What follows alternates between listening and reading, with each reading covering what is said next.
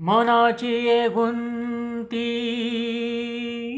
गुंफियेला शेला, मनाची ये गुंती गुंफियेला शेला. बाप रखुमा देवी वरी विठ्ठले अर्पिला, विठ्ठले अर्पिला. बाप रखुमा देवी वरी विठ्ठले अर्पिला, विठ्ठले अर्पिला. मोगरा फुलला, मोगरा फुलला, मोगरा फुलला, मोगरा फुलला.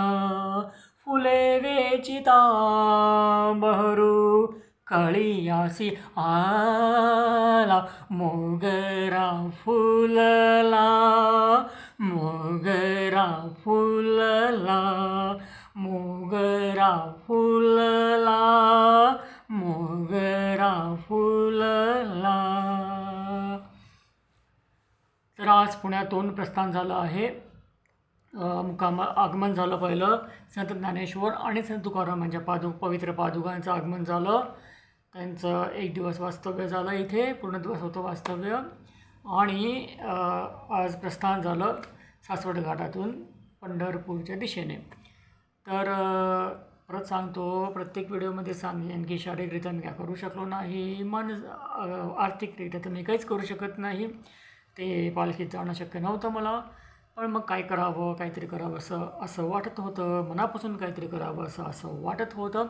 म्हटलं हरकत नाही, घरातच आहोत आपण, जो काय वेळ मिळतो आहे घरामध्ये, तर आपण आपली बायको आहे, मुलगा आता नाही आहे, मुलगा आता ऑफिसमध्ये गेला आहे, बायको असते, मुलगा असतो. त्यांच्याबरोबर सोबत राहून जेवढं शक्य होईल तेवढं त्यांचे अभंग घरातच म्हणूया. त्यामुळे घरात बसल्या बसल्या पण ती सेवा होईल पालखीची. आणि शेवटी विठवाबद्दल असं म्हटलं जातं, एका वाक्यात सांगायचं तर, भावनांचा तूब केला रे मुरारी, भावनांचा तूब केला रे मुरारी. विठ्ठल अक्षरशः भावनांचा भुकेला आहे. त्याला फक्त भावना लागतात, प्रेम लागतं. प्रेमाला विकला विठ्ठल. म्हणून घरात बसून पण त्याची सेवा करण्यात मला काही कमतरता वाटत नाही.